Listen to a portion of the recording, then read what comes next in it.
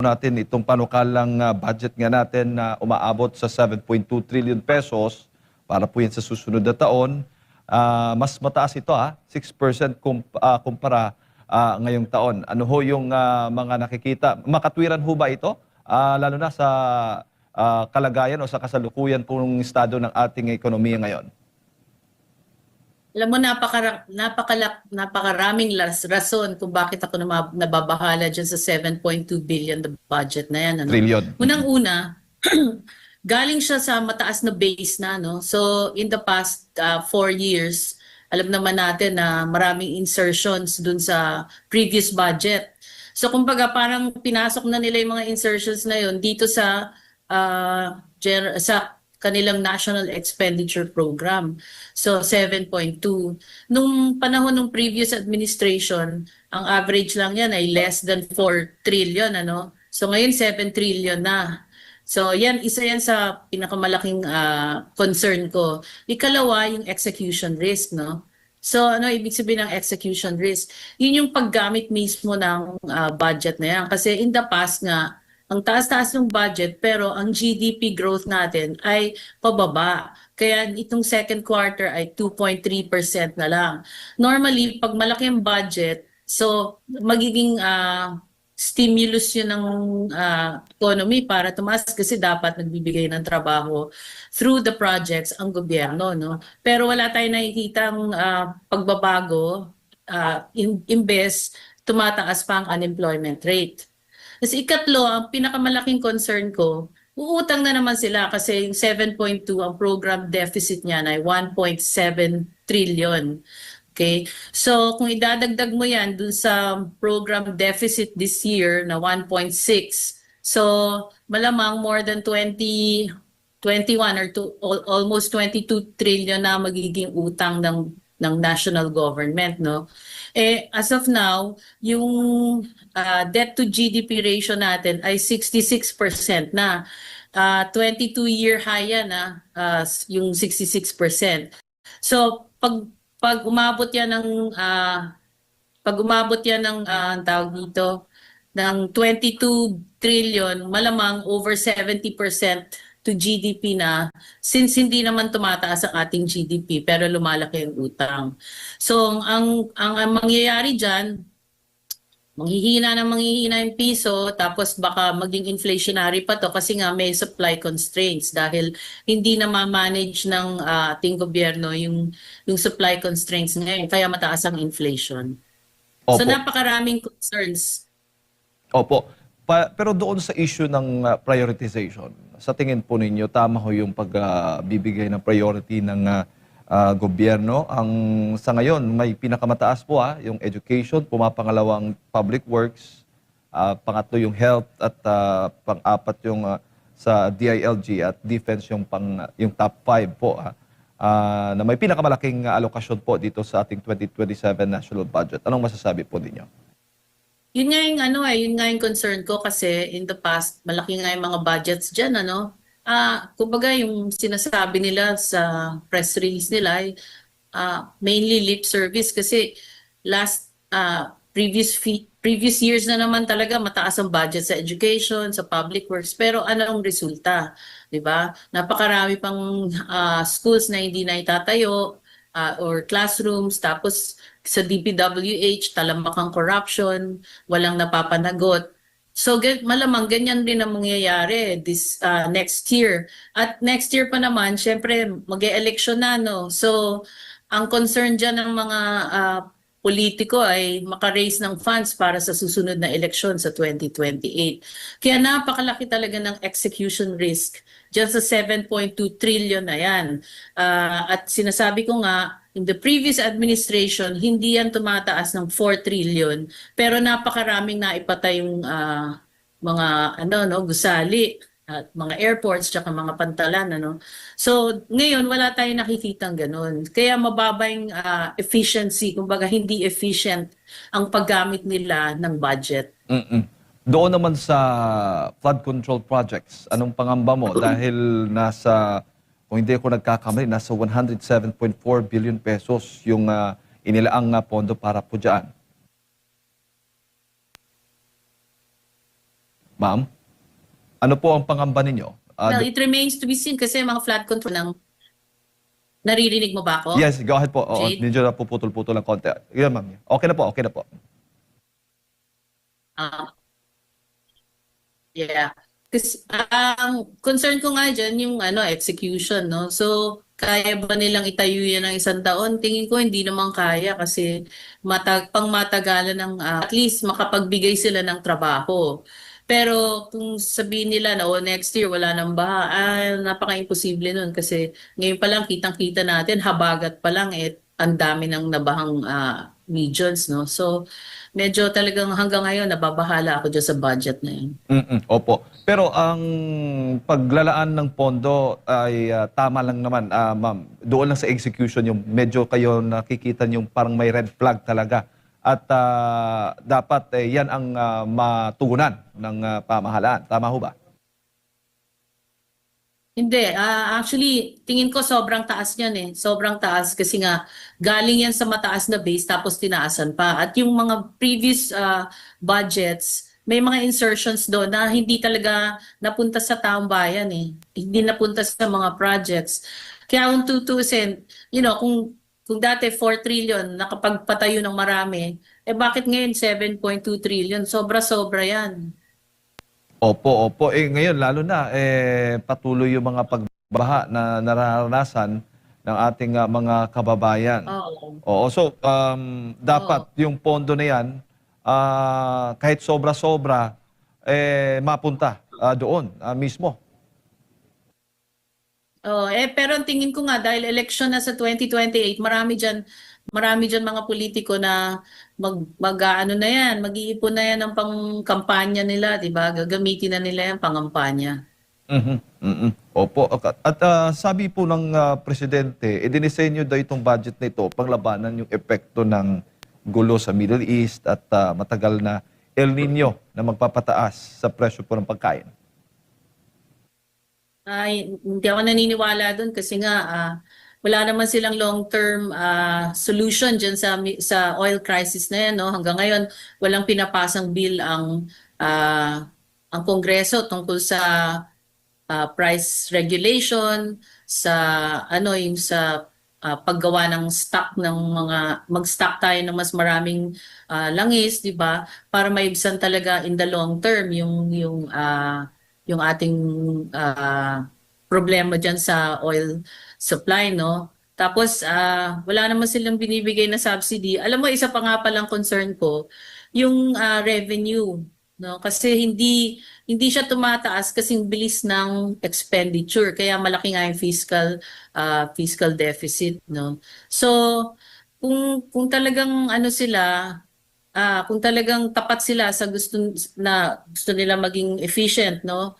Dapat tuunan din nila ng pansin yung revenue collection. Pero baka mangyari diyan, magtaas na naman sila ng buwis kasi ang laki na ng utang eh. Yun ang concern ko diyan eh. So maraming Opo. imbalances sa budget. Lalo na, sila mismo nagbigay ng pahayag na nakatutok yung pondo sa edukasyon, sa kalusugan, sa kabuhayan, upang tulungan ang mga Pilipino sa gitna ng krisis sa ekonomiya. Yeah, asahan mo puro ayuda na naman yan. Kasi sa ayuda maraming leakage, no? So, diyan sila kumukuha ng mga pangampanya. So, asahan natin na mataas na naman ang ayuda imbis na magbigay sila ng trabaho. Opo. Bago ko lang ipasa kay partner Admar, Ma'am Cora, ilan po sa mga alkalde nagsasabi na meron pa ring masasabi na may tutulong ng pork barrel dito. Yun nga, sabi mo, insertion, parang halos magkatulad lang yata yan, no? Dito sa panukalang budget po natin. Kayo ba naniniwala din doon? Pinalitan lang nila yung pangalan ng pork barrel sa insertion or unprogrammed funds, di ba? So, malamang yung mga program, yung iba dyan malilipat na naman sa unprogrammed kagaya ng ginawa nila in the past years, no? In fact, ang Supreme Court nga hinihingi yung BICAM report, di ba? Hanggang ngayon, ewan ko kung naibigay na nila sa Supreme Court kasi doon nagpapalit yung doon nagpapalit yung expenditure program compared to the government, yung GAA, yung GAA, yung General Appropriations Act. Ma'am Cora, magandang umaga, si Admar po ito. Tumaas Hi, po Admar. at least 6% yung budget natin ngayon. Sinasabi nga na balik ulit yung pagpopondo doon po sa flood control po natin this year at dinidepensahan ito din ng ilang mga mambabatas, meron ang naging vocal. Nagkaroon na ba ang gobyerno ng kumbaga parang nakagain na ba siya ng kumpiyansa para sa mga kababayan natin nitong nakalipas para kumbaga, ito i-introduce namin ulit na maglalaan kami ng pondo para dito sa flood control na naging sentro ng kontrobersya nitong mga nakalipas na taon. Paano magkakakumpiyansa? Hindi na isoli yung ninakaw, di ba? Kasi magkano ba yung nawala sa budget natin based on some of the research, more than 800 billion. Tapos ang sinabi ni Pangulo nung SONA, ang naisoli pa lang sa national government ay 800 million. Napakalayo pa niyan doon sa talagang nawawalang pera. Tapos ngayon, magbibigay na naman sila from our taxes ng additional funds for flood control. So, kung talagang tapat sila, dapat bawiin nila yung mga nanakaw. Tapos yun ang gamitin para sa flood control projects. Pero wala silang ginagawa doon sa issue na yon, di ba? Sa mga ninakaw. Yung mga contractors na hindi nag-deliver, nasa na yung mga contractors na yon? Bakit si Diskaya lang ang nakakulong? Opo, and dito po sa issue ng flood control, do you think na dapat hindi pa paglaanan na ito at ituon muna doon talaga sa mga key projects? Mas malaki ba ang ambag sa ekonomiya natin, ang mga malalaki, mga key projects, mga nasa priority program, mga dapat nasa programa allocation or mga programa po, kumpara dito? Kasi ang nababanggit, lalo na dun sa nalalaman natin sa Korte Suprema, itong mga malalaking proyekto na ito, talagang pinag-aralan ng husto, lalo na yung impact nito sa ating ekonomiya. Compare dito po sa mga flood control na sinasabi nga na nasa unprogrammed fund, pero mas naging priority pa. Ayun nga, so actually, importante talaga yung flood control. Kaya lang hindi nga nagagamit para doon. 'Di ba? Yung napaka-substandard, yung ibang ang ginawa, substandard, nagiba na dahil sa baha, no? So, napakababa ng tiwala natin na kayang gawin ng gobyernong ito, yung sinasabi nila. So, marami silang sinasabi, pero pagdating sa delivery or execution, wala nga. Ang sinasabing dahilan ng paghina ng ating ekonomiya ay dahil sa mababang paggastos, lalo na sa infra. Do you think dito sa ganito kalaking halaga ng budget po natin, kung ito'y gagawin lang talaga sa tama, medyo makakabawi-bawi ang ating ekonomiya po, Ma'am Cora? Dapat noon pa kasi ang laki-laki ng budget in the last 4 years, no? Napakalaki. So dapat noon pa marami na silang naipagawa. Kaya nga lang napakalaki ng leakage, as in massive talaga yung leakage na nangyari in the past 4 years. So what gives us confidence na magagamit ulit itong 7.2 trillion na budget na to para talaga sa mga proyekto. So ako, wala akong masyadong tiwala sa gobyerno ngayon. Madaling magsalita, pero yung sabi mong gawin nila, hintayin natin kung talagang gagawin nila.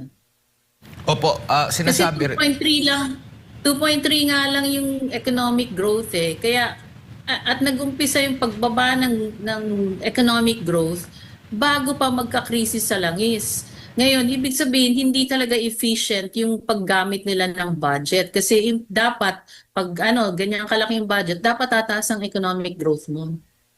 expect na rin po ba natin na pag-uusapan yung pagtaas, natataas din yung ating utang? Kasi alam naman natin po, yung atin pong nakokolekta, kita ng gobyerno, hindi naman po yata umaabot sa 7 trillion para matustusan itong mga proyekto na sinuggest ng ehekutibo na nagkakahalaga ng nasa mahigit 7 trilyong piso. So, asahan natin na mas lalong tataas ang ating utang po para sa 2027? Oo, na-mention ko nga kanina yung fiscal deficit, yung programmed deficit from this 7.2 trillion is 1.7 kasi yung program revenues nila ay 6.9 trillion lang, no? Ay, sorry. ah 6.9 trillion. So may deficit ka. Yung deficit na yun, uutangin na naman yun. So kagaya ng sinabi ko kanina, baka by 2027, umabot na sa 22 trillion, between 21 and 22 trillion ang utang ng Pilipinas. So sa makatuwid, tataas ang ating debt to GDP to more than 70%. Yan ang ngayon nga lang 66% to GDP, mataas na ratio na yan in 22 years. So since tataas pa ulit yung deficit, magkakaroon pa ulit ng deficit at utang pa sila, tataas pa ang utang, tataas pa ulit yung ratio na yan. So magiging all-time high yan siguro, no?